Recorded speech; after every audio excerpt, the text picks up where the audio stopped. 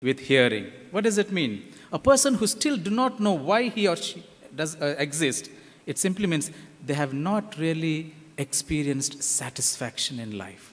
There is not a day where you sit and say, Lord, I thank you because I'm happy with what I have, with whom I am.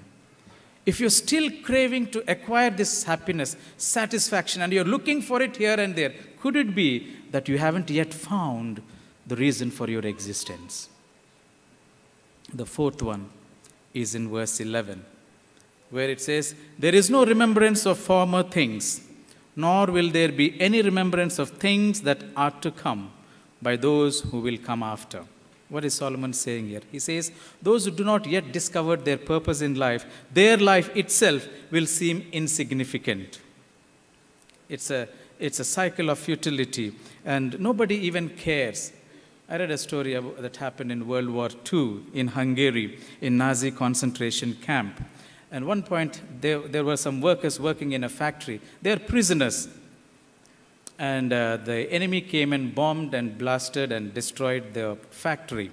And these workers, these prisoners, do not know what to do. They don't have work. So the guards came the next day and saw the whole factory turned into rubbles. And these all prisoners are doing nothing. They're simply sitting. So they decided that they will give them a work. So they said, take all the rubble and take it to the next field and put it there. So these people have something to do. So all the prisoners worked the whole day, shifting from one place to the other for weeks. And what do you think happened? These prisoners were losing their mind. Why? They don't feel any sense of accomplishment. Life has just become a routine. They take the rubble from here, put it here, take it. And the story says, after some time, some of them started losing mind.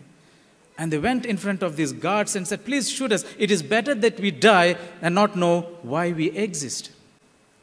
Some of our life sometimes is like that. We go through the routine just because we have to go through, and we don't understand why we do it. For many people, this is the way of life. Going to school, going for work, and then when the time comes, die. If that's what you think God has created you and me, maybe God has wasted a life in you and me. Even if they are not physically dead, we are already dead because we have not yet discovered our meaning.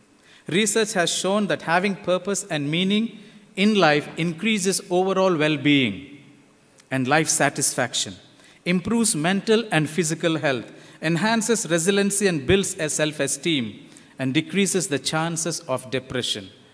Until I went to UK, I never even thought what depression was all about. 80% almost people suffer with depression. I didn't even know that there's medicine for depression. Why? Why do even young people, teenagers, school children, primary school, they treat them for depression, and stress levels are so high. You have everything and yet you're stressful. You have clothes to wear, you have food to eat, you have a roof over your head, and yet still not satisfied. Children are treated for depression. One of the causes of depression is not to know why you exist. If you know why you exist and do the things that you need to do, there will be joy and there will be happiness, not depression. Our trivial pursuits, instead of seeking God's plan for our lives, we often substitute to add meaning to our lives with other things. Although some of the pursuits that we do on a daily basis are not all bad, but is that what God wants us to do?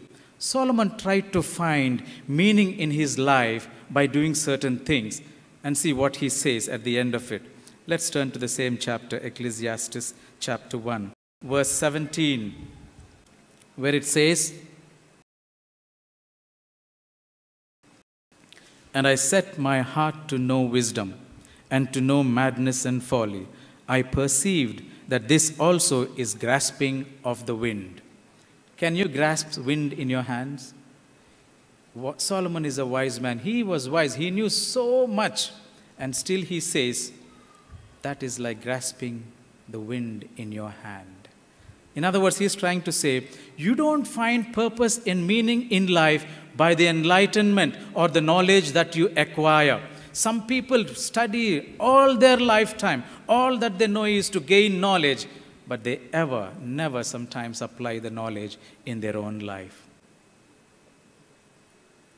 My daughter is doing medicine in London University. She told me, "Daddy, medics are the worst smokers that I've ever found. And they drink a lot." I said, "Why?" "They know everything about lungs, what happens when you smoke.